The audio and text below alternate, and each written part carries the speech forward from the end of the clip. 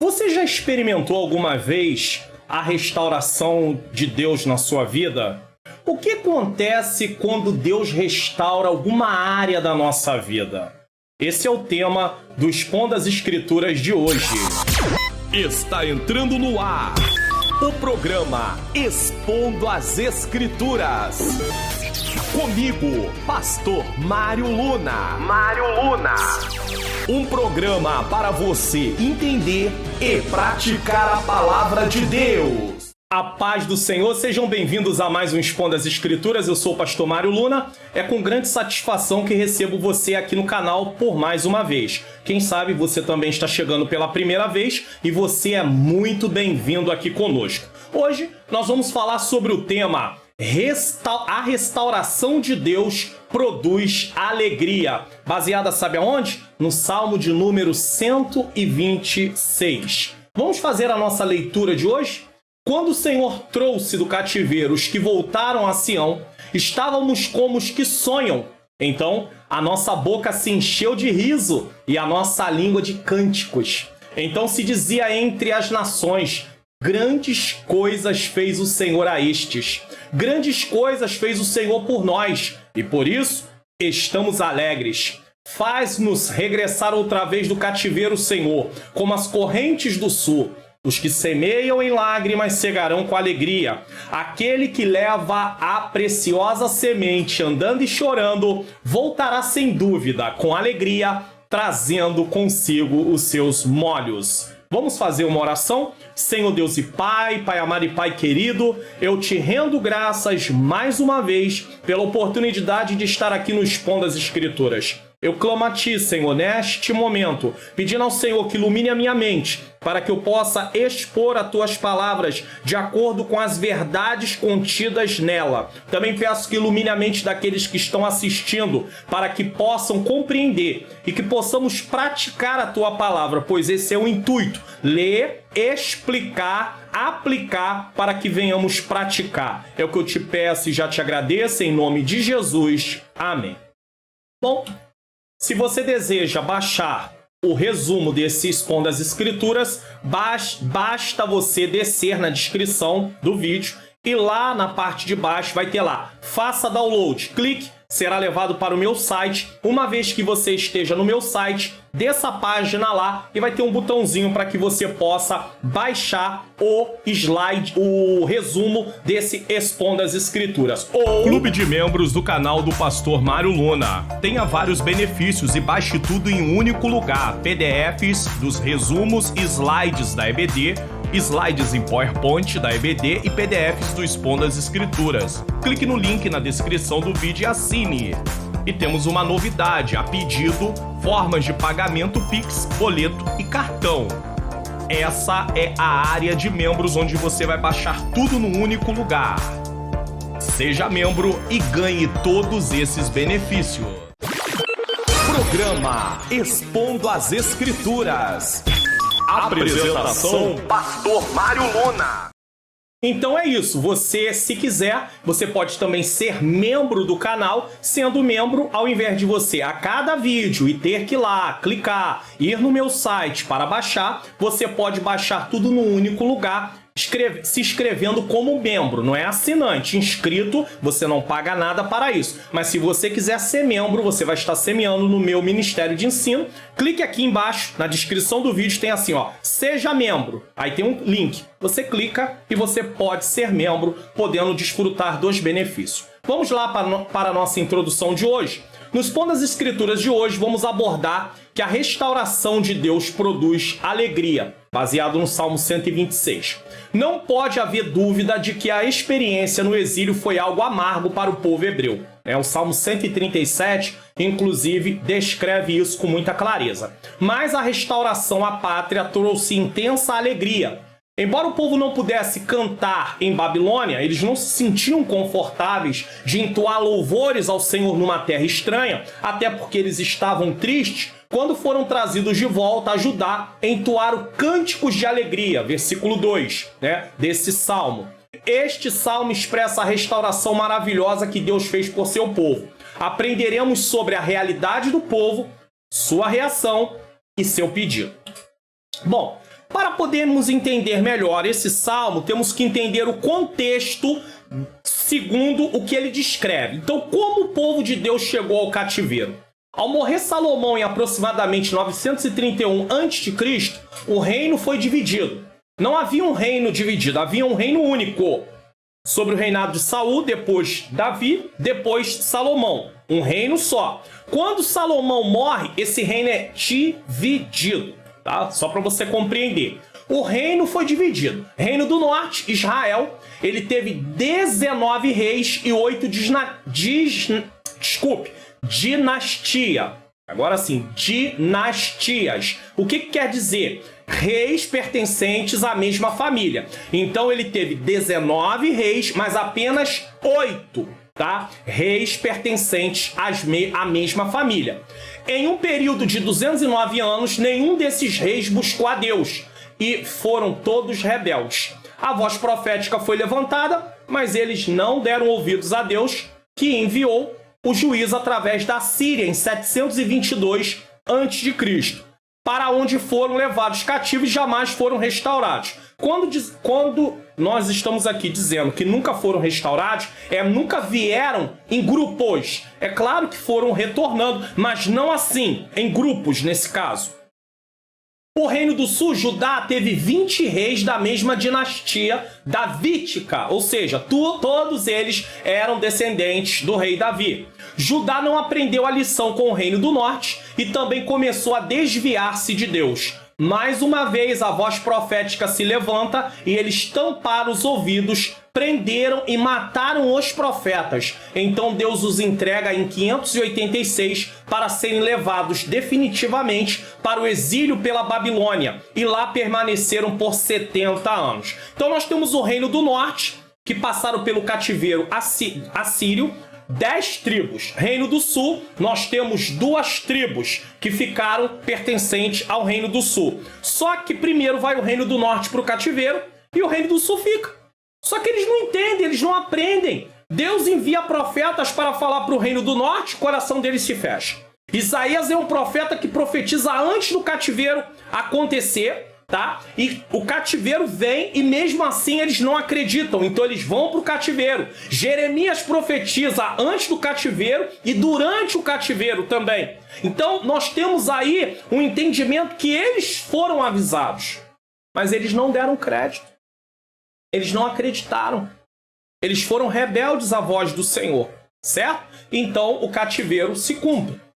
2. O retorno do cativeiro babilônico. Como é que isso aconteceu? O cativeiro foi um período de 70 anos que a tribo do sul, Judá, esteve exilada em outra terra.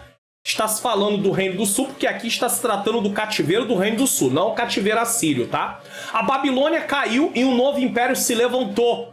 O Império Medo-Persa. Você vai entender bem quando há a queda do Império da Babilônia, ali no livro de Daniel, aonde um dos reis da Babilônia estava fazendo uma festa, no capítulo de número 5, e ali aparece uma mão escrevendo Mene, Mene, Tekel, Ufarsim, ou Parsim, pesado foste na balança e achado em falta, e o seu reino foi dividido entre os medos e persas. Então ali o reino da Babilônia é descrito que ele vai cair, e ele logo depois ele cai. Então o livro de Daniel fala sobre isso, tá? Chegou a oportunidade dos judeus se restabelecerem em Jerusalém.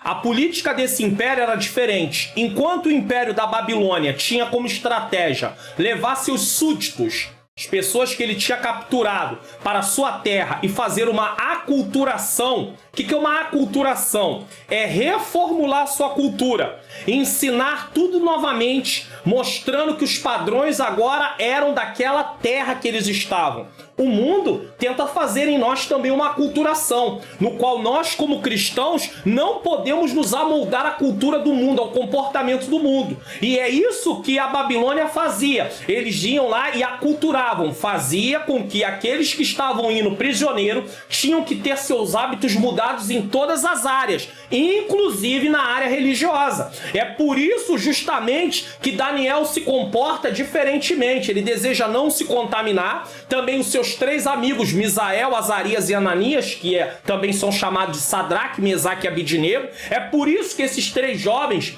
diante daquela situação de adorar a imagem de Nabucodonosor, eles se negam e por isso são lançados na fornalha, e Deus ali os livra nesse caso para mostrar sua grandeza, seu poder, a sua majestade, e Nabucodonosor teve que reconhecer a grande mão do Senhor, como Deus também livra Daniel da cova dos leões, a providência de Deus, o livramento de Deus. Então tudo isso acontece ali, tá?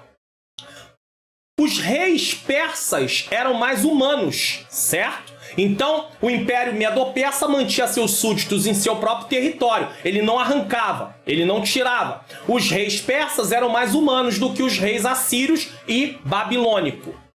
Um dos primeiros atos do rei persa Ciro, monarca singularmente nobre e justo, apesar de não servir ao Senhor, assim, diretamente, ele não era um servo, ele não era um judeu, tá? Ele pertencia ao Império Medo-Persa, tá? No seu primeiro ano foi autorizar a volta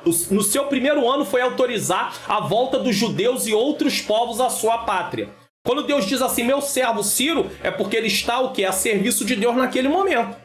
Deus pode usar pessoas que não servem a ele a serviço dele em determinado momento.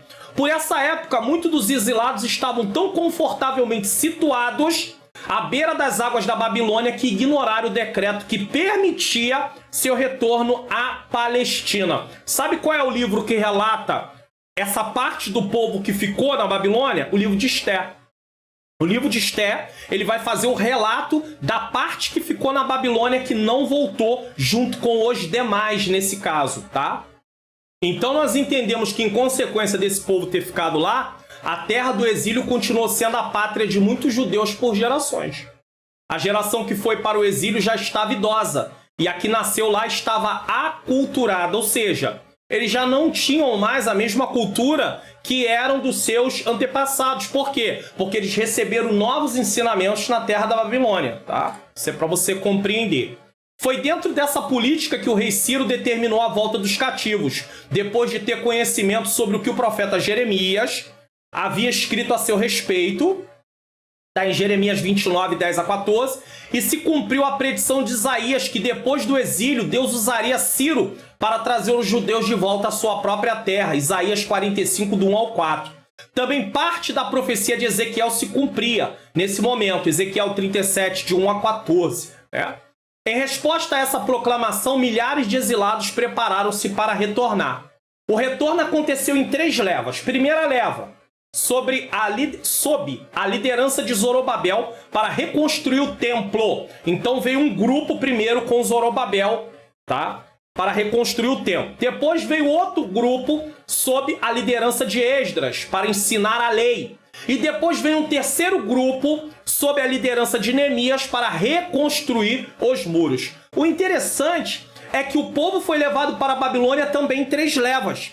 Na primeira leva, inclusive, foi levado os nobres. Daniel foi levado nessa leva, junto com seus amigos e tudo.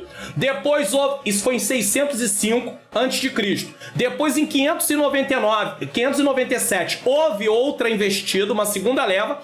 E depois, em 586, houve a terceira leva, onde foi destruído muros, onde foi destruído templo, onde foi destruído tudo. Então, foi em 3 levas levados para a Babilônia e voltaram em 3 levas também, em 3 grupos vindo da Babilônia. Você está gostando do conteúdo desse vídeo?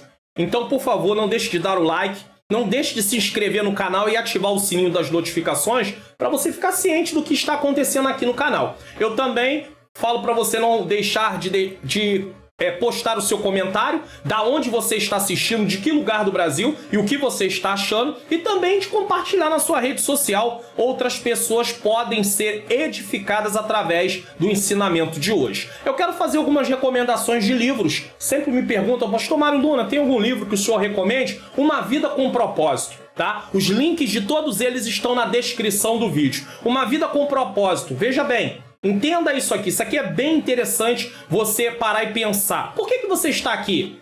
Qual é o propósito que Deus tem na sua vida? Esse livro vai te trazer clarezas, vai te dar caminhos para que você possa compreender isso. A sua vida é dirigida pelo quê?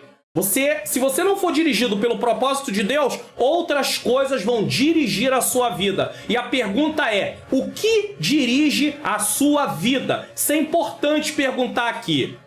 Inclusive, se você está assistindo esse Expondo as Escrituras pela TV, eu estou deixando também o QR Code, porque aí você pode apontar o seu celular e adquirir o livro caso você queira. Tem aí o comentário bíblico pentecostal do Novo Testamento, de Mateus a Apocalipse, que vai comentar os textos para você poder entender melhor. O link está na descrição ou o QR Code apontando o seu celular. E o dicionário bíblico e o CLAF também você pode baixar, você pode adquirir clicando no link na descrição ou também apontando o seu celular para o QR Code. Esse dicionário vai dar definições de vários termos, de várias palavras. Vai ser algo assim que vai ajudar bastante no seu estudo bíblico. 2. A realidade. Qual é a realidade? Depois que nós entendemos todo o contexto em relação a esse assunto, agora vamos para o Salmo propriamente dito. Quando o Senhor trouxe do cativeiro os que voltaram a Sião, estávamos como os que sonham. É uma comparação. Estavam como aqueles que sonham. Os primeiros cativos libertos têm dificuldade de compreender a verdade deste feito maravilhoso. Não sabemos de fato se quando o salmista escreveu isso, já havia voltado a primeira leva, a segunda, voltaria ainda a terceira. Não sabemos em que ponto estava isso, mas sabemos que a reação deles é essa. Eles têm dificuldade de compreender aquilo que estava acontecendo. Sabe quando você está passando por uma situação muito difícil e de repente acontece algo que muda aquela situação e você vinha esperando aquilo? Nós usamos até o termo bibilística para ver se isso não é um sonho, para ver se é uma realidade. Então é algo mais ou menos assim. O povo estava livre para voltar segundo o decreto de Ciro. Eles mal podiam crer no que estava acontecendo. Durante os longos anos de espera haviam sonhado voltar para casa. Sonhavam com regresso, estimulados por antigas profecias relativas a tal momento, e esse sonho havia se realizado. Em sua graça, Deus os havia perdoado. Temos aí alguns versículos, algumas referências bíblicas, de modo que podiam recomeçar. Isaías 44, 21 e 22 diz: lembra-te dessas coisas, ó Jacó, e tu, Israel, porquanto és meu servo. Eu te formei, meu servo és, ó Israel. Não me esquecerei de ti. Desfaço as tuas transgressões como a névoa e os teus pecados como a nuvem. Torna-te para mim, porque eu te remi. Deus está usando o profeta. Quando Isaías está profetizando isso, eles ainda nem tinham ido para o cativeiro. O livro de Isaías é um livro que, se você não lê ele com atenção, você pensa que Isaías está falando de uma coisa que já aconteceu. Não aconteceu. O cativeiro nem tinha acontecido. Isaías falece antes de tudo acontecer. Ele profetiza antes de tudo acontecer. Então, o profeta Isaías está sendo usado por Deus dizendo que o Senhor está apagando as transgressões. Mas como é que Deus apaga transgressões?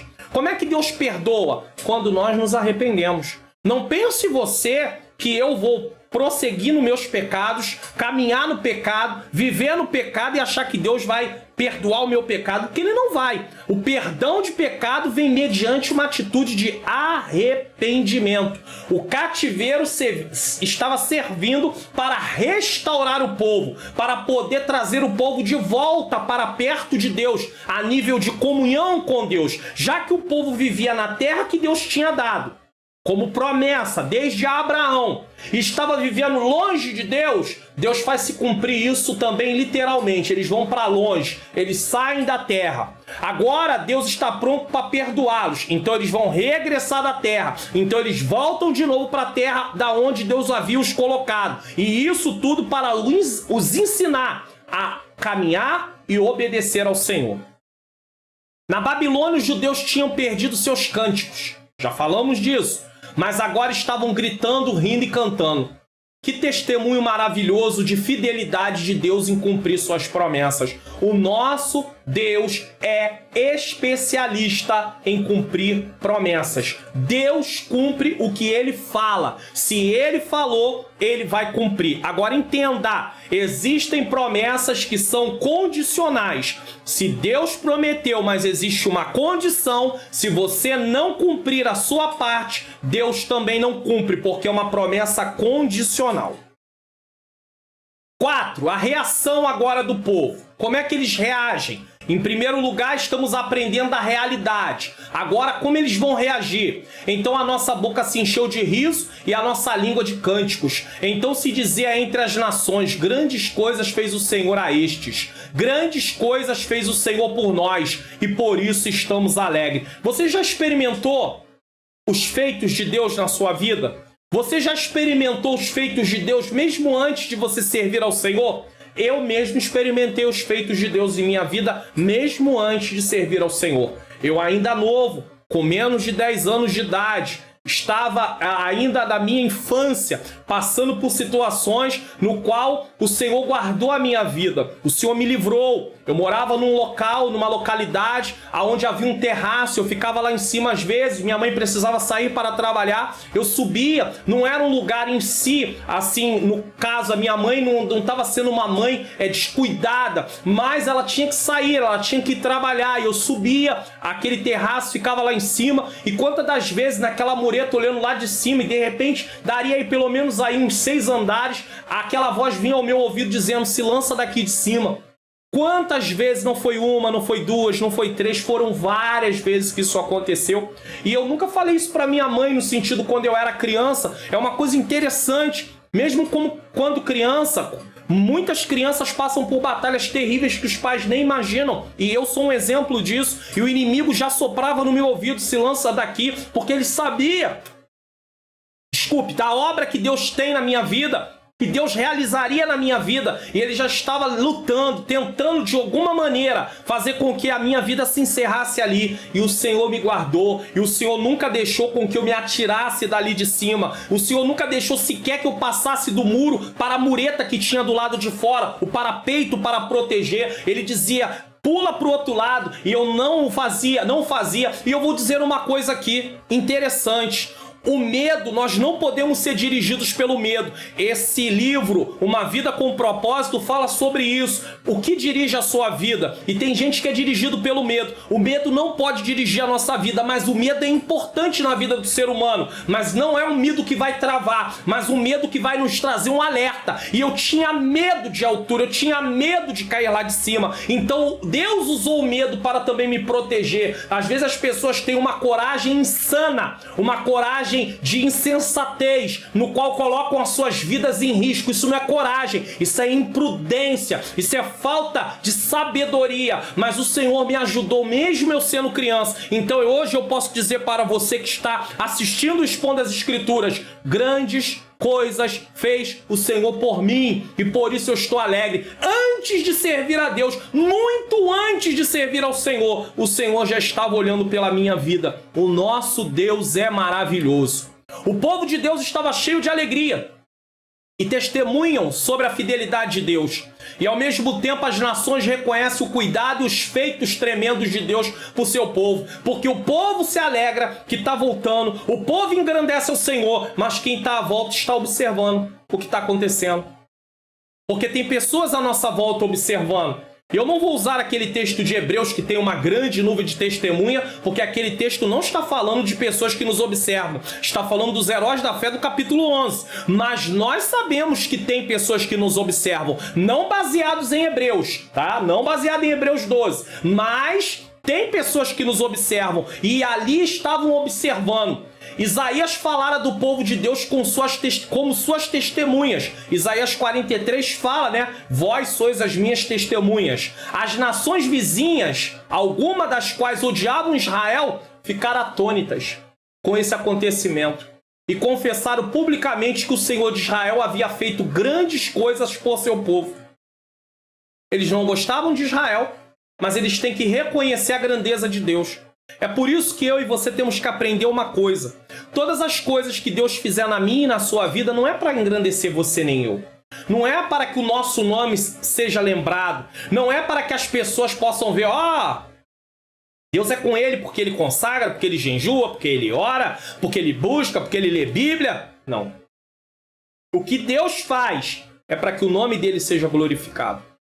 É claro que você pode desfrutar daquilo que Deus está fazendo, mas a glória é dele. A honra é toda para ele. Não é para eu, não é para você. E às vezes nós tomamos aquilo para nós. Alguma bênção que nós estávamos esperando, alguém que nos afligiu, alguém que não acreditou, e aí a gente quer ir lá, desculpe o termo que eu vou usar aqui, esfregar na face da pessoa, né? No sentido de mostrar que Deus é conosco, como se fosse uma rivalidade. Não.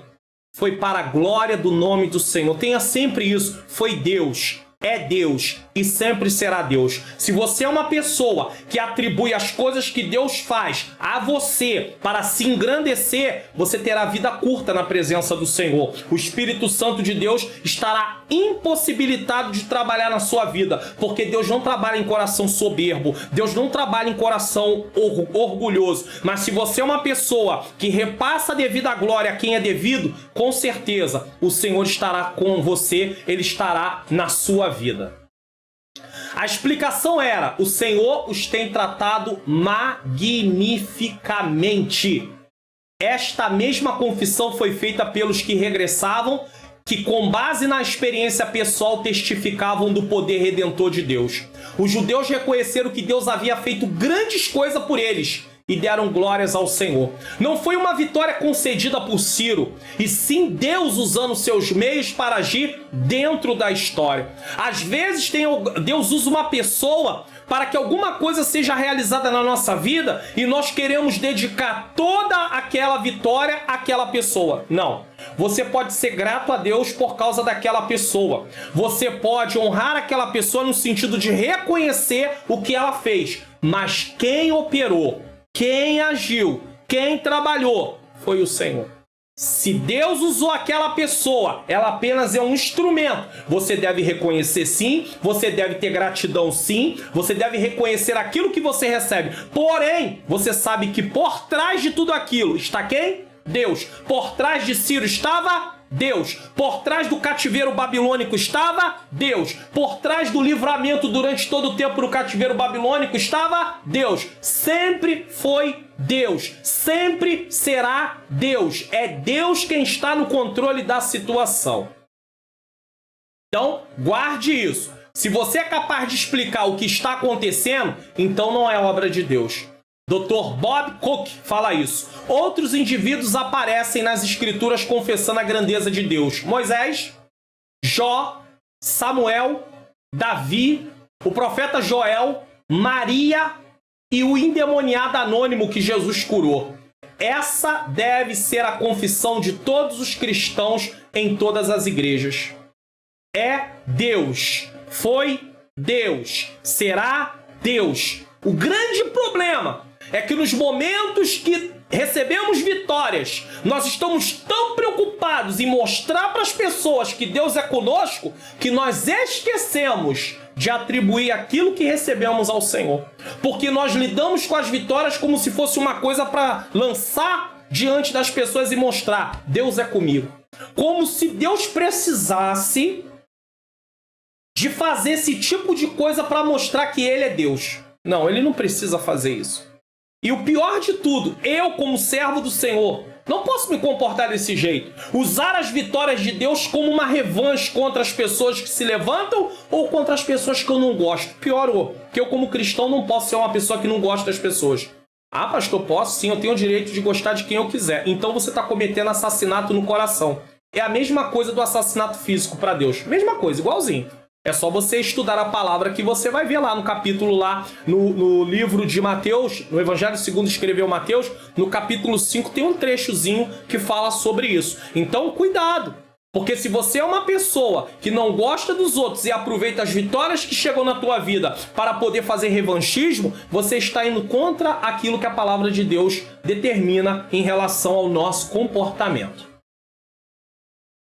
A manifestação do poder salvífico de Deus no êxodo egípcio, ou seja, a tirada do povo do Egito, e regresso do exílio babilônico, que também é como um êxodo, também saindo do exílio, foi preparatória de uma exibição ainda maior na vinda e obra de Jesus. Que lindo! Assim como o povo sai da Babilônia, sai do Egito, assim como o povo sai da Babilônia, o povo também sai das garras do pecado, da escravidão do pecado, do senhorio do pecado, para poder agora estar debaixo do senhorio de Cristo. Então, quando nós éramos escravos do pecado, nós agíamos conforme os nossos desejos, satisfazendo aquilo que era as nossas vontades, no domínio do pecado. Mas agora nós estamos no senhorio de Cristo. Então nós temos que viver de acordo com a vontade do Senhor, obedecendo a sua palavra, fazendo a sua vontade, o seu querer.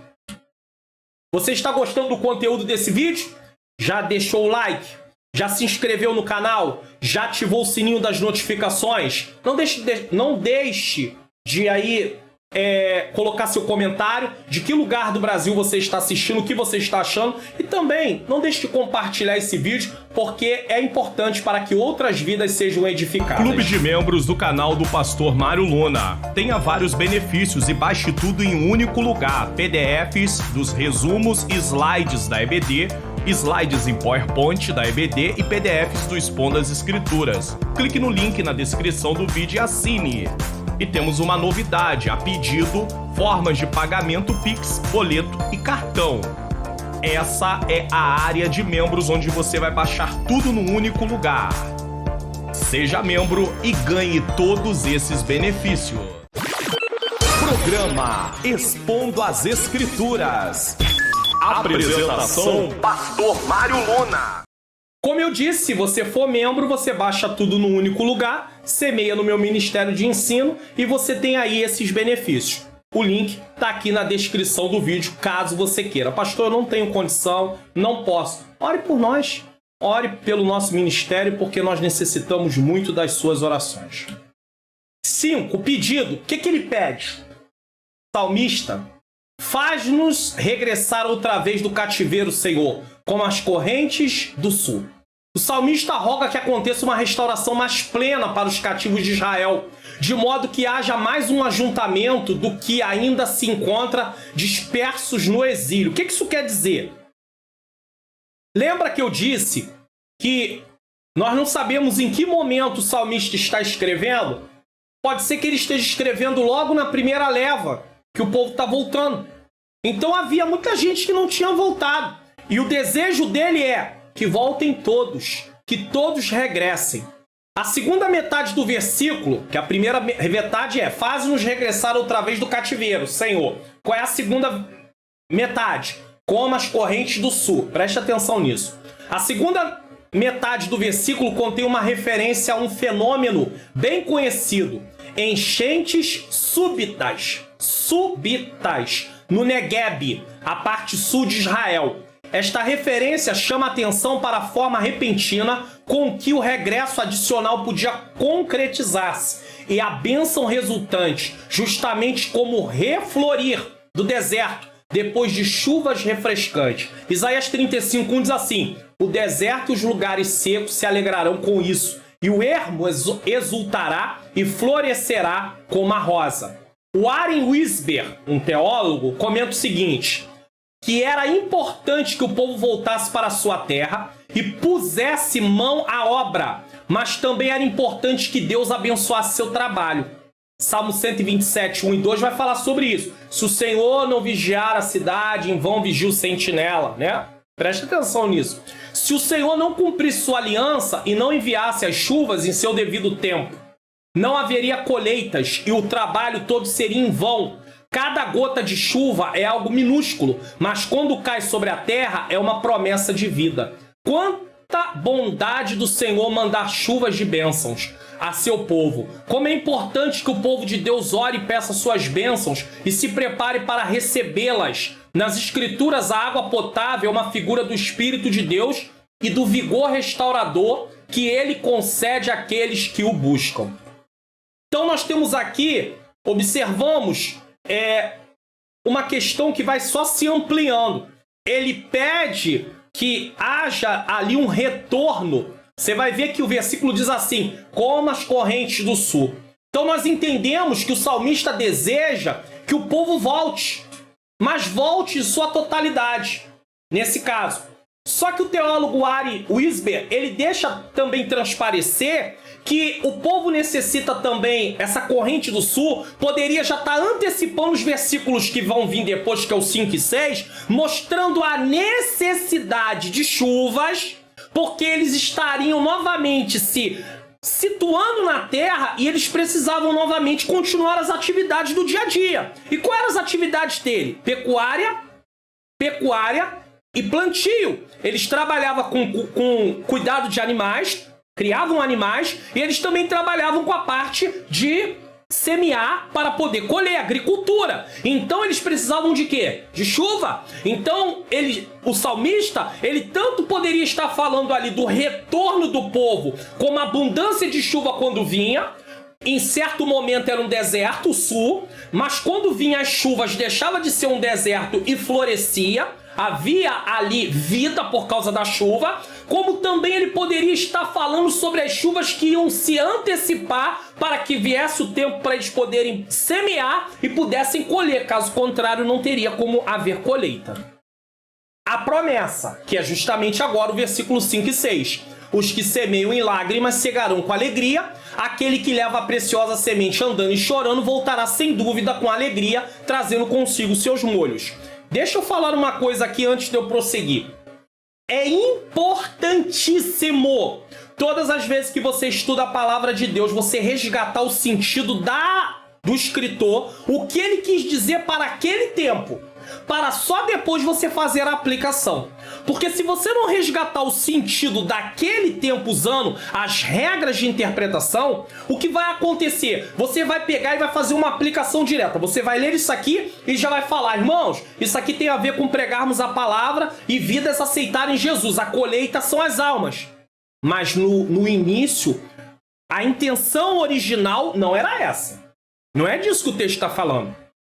Podemos aplicar isso em base de comparação depois, sim. Mas a princípio, você primeiro tem que explicar do que o salmista está falando aqui no Salmo 126. E não levar diretamente para o Novo Testamento, aonde que vai falar da parábola do semeador. Não, primeiro vamos explicar aqui. Depois vamos passar para lá. Então vamos entender isso.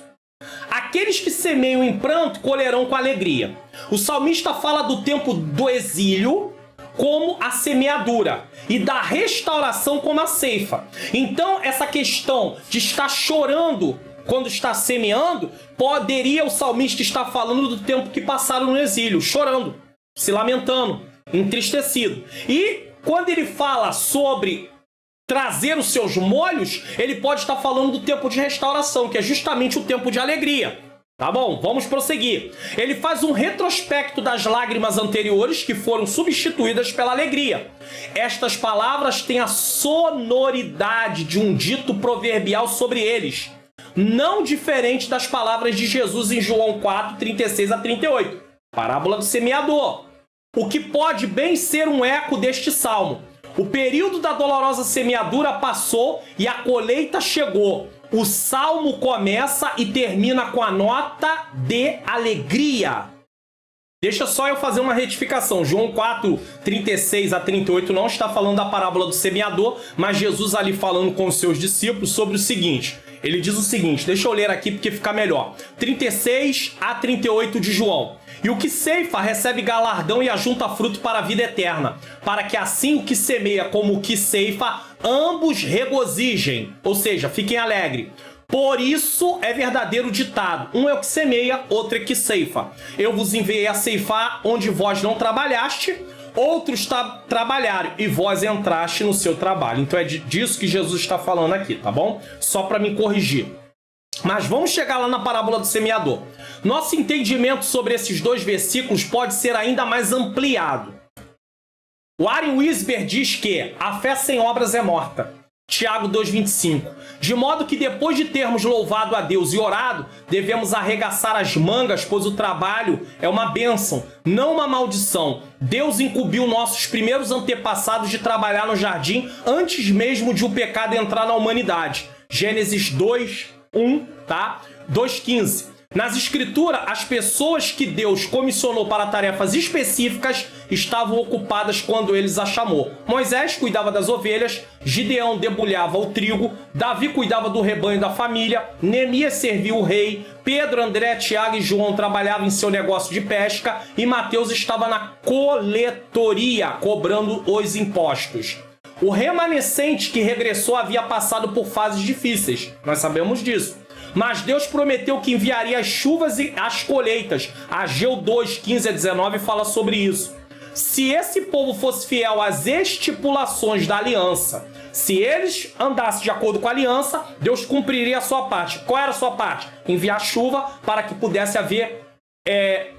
eles pudessem plantar e eles pudessem colher. Deus certamente cumpriria suas promessas. Os grãos que o lavrador semeava poderiam ter sido usados para fazer pães para sua família. E, portanto, não é de se surpreender que chorasse enquanto trabalhava. Naquela época, muitas vezes as lágrimas e o regozijo andavam juntos.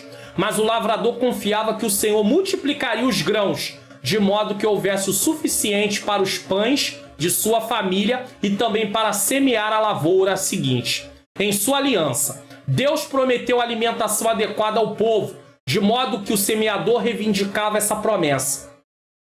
É agradável ao Senhor que reguemos a semente da palavra de Deus com nossas lágrimas. Não podemos colher sem antes haver semeado, e a semente deve ser regada com lágrimas e orações. Então nós entendemos que o Salmo ainda se estende além.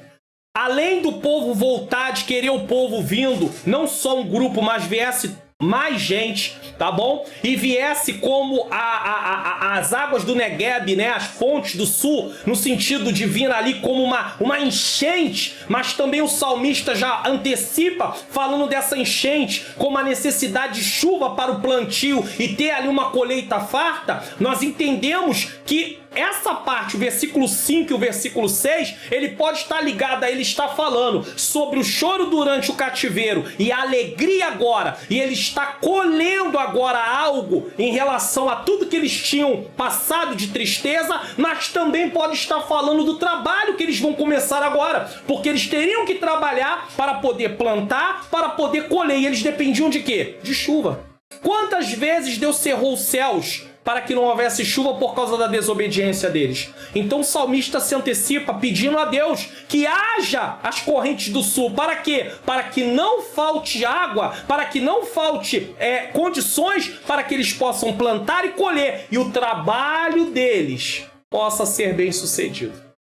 Irmãos, muitas vezes nós levantamos no automático para ir trabalhar e não pensamos quase em relação a se vamos é porque o Senhor está nos dando vida, está nos dando graça. Nós contamos com as bênçãos de Deus e nós muitas vezes não somos gratos, não temos alegria no nosso coração. Achamos que tudo isso acontece automaticamente e que como não houvesse alguém controlando, estando ali no controle, guardando as nossas vidas. Que venhamos pensar mais nisso. Se comemos, é porque a boa mão de Deus tem nos alimentado. Se temos saúde, a boa mão de Deus tem nos dado saúde. Que venhamos ser mais gratos ao Senhor por cada benefício que Ele tem realizado em nossa vida. Há bênçãos que Deus envia repentinamente, versículos 1 a 3, enquanto outras vêm com o passar do tempo, versículo 4. E outras ainda vêm depois de semear, chorar e esperar com paciência. Você entende isso, esse processo? Há bênçãos que vêm logo. Há bênçãos que vêm depois do passar de um tempo e há bênçãos que vêm bem depois. Então nós temos um ciclo aqui de 3 passos. Há coisas que você precisa que vem logo. Há coisas que você precisa que demora um pouco. E há coisas que você precisa que vai demorar muito. Mas o Senhor é aquele que vai fazer chegar. Eu não sei em que passo você está. Se você está vivendo coisas que têm chegado repentinamente, se você tem vivido coisas que está demorando um pouco, ou se você está vivendo situações aonde está demorando muito, mas o Senhor continua no controle. Não desanima não desiste. 70 anos foram penosos, foram muitos anos para eles, mas chegou a hora no qual estava Eles estavam voltando e eles nem estavam acreditando no que estava acontecendo. Quem sabe chegará um momento na sua vida que você dirá: não é possível. Depois de tudo isso que nós vivemos, depois de tudo isso que nós passamos, o Senhor tem feito algo ainda maior ainda. Grandes coisas fez o Senhor e por isso estamos alegres. Os livramentos de Deus já são motivos para nós nos alegrarmos no Senhor. A salvação é o maior motivo para isso. Mas quem sabe, o Senhor pode te agraciar com algumas coisas também materialmente falando que você espera. E você vai olhar e vai dizer: louvado seja Deus. Aprenda a agradecer a Deus não só pelas coisas materiais, mas aprenda a agradecer a Deus pelas coisas espirituais, pela sua vida também, que é algo material, pela sua saúde, pelo seu trabalho, pela sua família, por tantas coisas que você tem recebido. Mas quem sabe o Senhor possa te abençoar ainda mais. Mas lembre-se de uma coisa: aonde você vai usar o que Deus tem te abençoado? É para seu fim próprio só? Se for para o seu fim próprio, você tem problemas. Porque tudo que você tem deve ser usado para os fins daquilo que glorifica ao Senhor. Você vai se sustentar, você vai suprir as suas necessidades, mas tudo em você precisa estar voltado para aquele que te criou.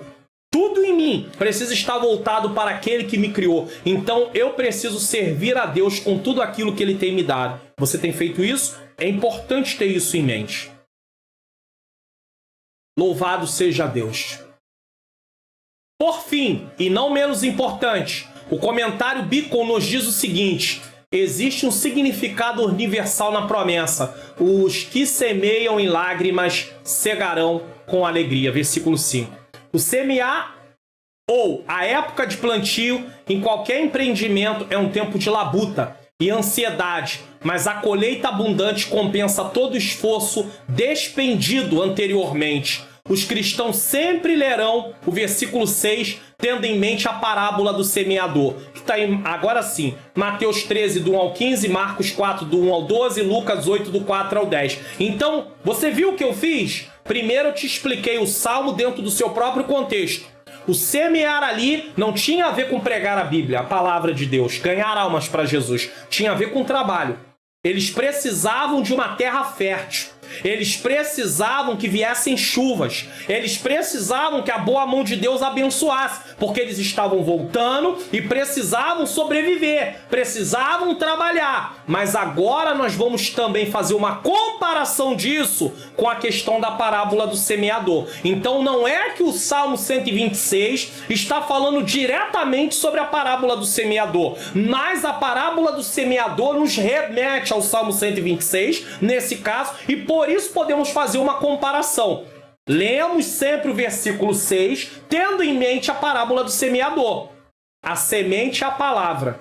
E embora o semeador saiba que uma parte vai cair no caminho, entre os espinhos e sobre a pedra, ele também sabe que uma parte cairá em terra boa e produzirá fruto de salvação, a 100, a 60 e a 30 por 1. É com lágrima que é feito esse Expondo as Escrituras.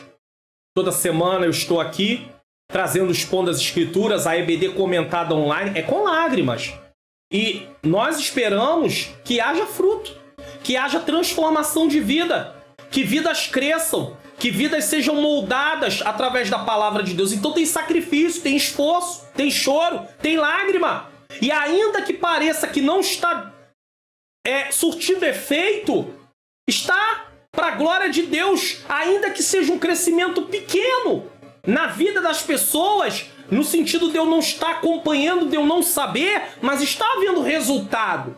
Eu não posso me basear por números. Às vezes eu gravo um Expondo as Escrituras aqui, tem 300 e poucas visualizações, 200 e pouca, 500 e pouca. Eu não posso comparar isso com a EBD comentada online, que tem hora que tem 14 mil, 18 mil, 25 mil visualizações.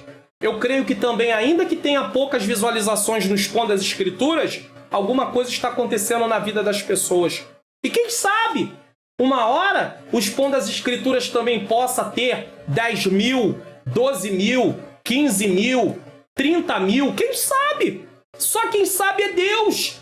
Mas enquanto isso, nós continuamos trabalhando aqui, levando a preciosa semente, chorando e esperando que haja fruto.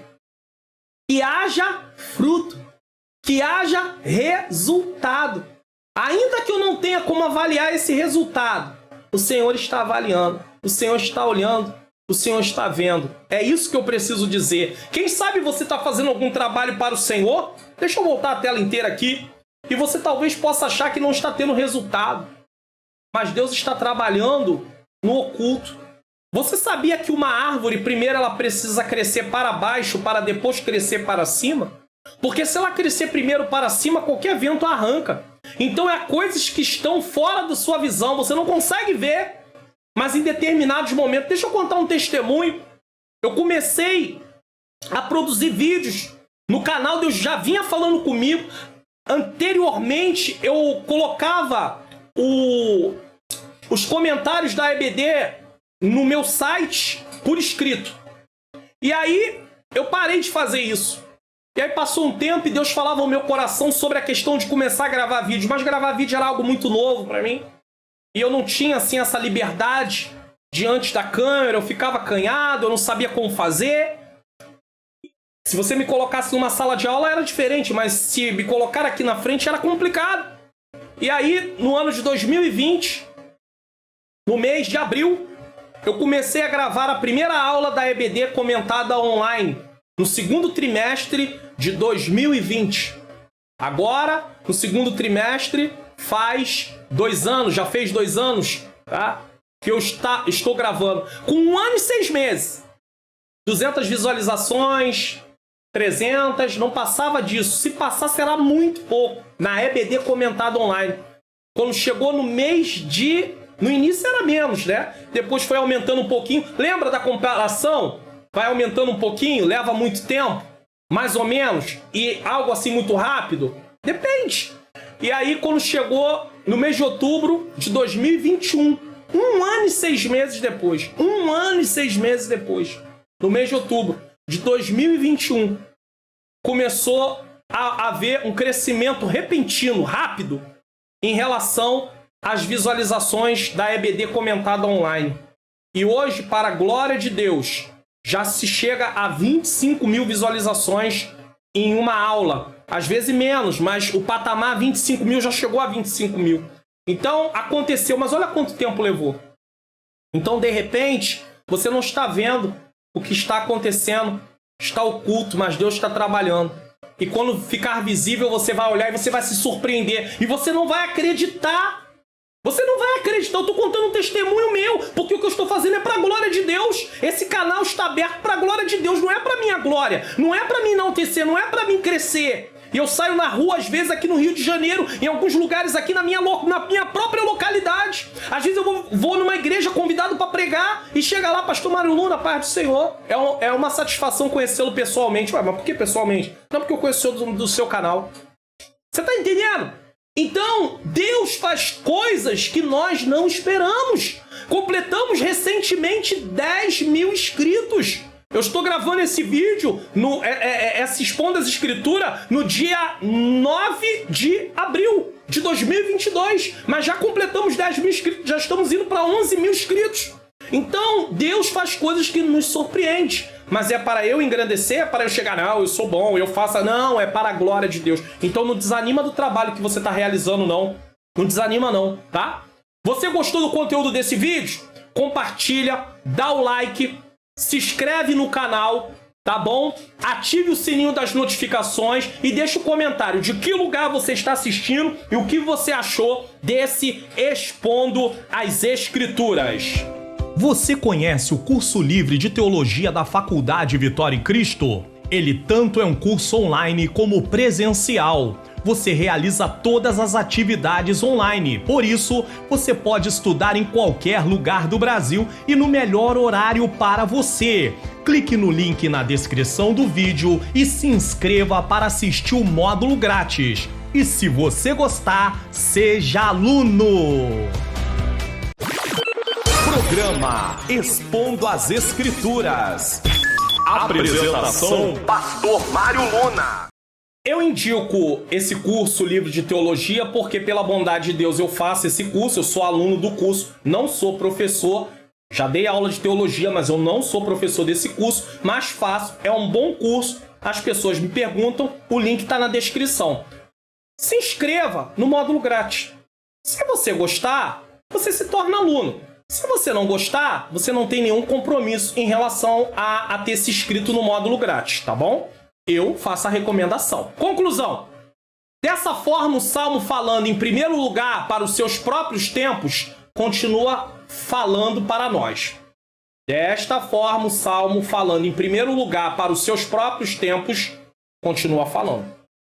Então ele falou naquele tempo e fala hoje. Convida-nos a tratar os milagres do passado como medidas do futuro. Os lugares secos como rios em potencial. E o trabalho árduo e a boa semente como prelúdio certo da ceifa. Você tá entendendo? Deixa eu esclarecer o que está escrito aqui para você nesse trecho. Convida-nos a tratar os milagres do passado como medidas para o futuro. Deus já fez algo no seu passado? Ele vai continuar fazendo no seu futuro. Ele é o mesmo Deus, ele não mudou. Os lugares secos como rios em potencial. Ou seja, o lugar ali no sul de Israel era um lugar seco. Mas havia momentos que se transformavam em rios. Deus pode fazer isso? Pode. Ele tem poder? Ele tem poder. O trabalho árduo e a boa semente como prelúdio certo da ceifa. Ou seja, você não está trabalhando? Você não está servindo ao Senhor? Você não está fazendo a obra de Deus? Então vai haver resultado. Agora, difícil o resultado será se você faz tudo com o intuito de se beneficiar.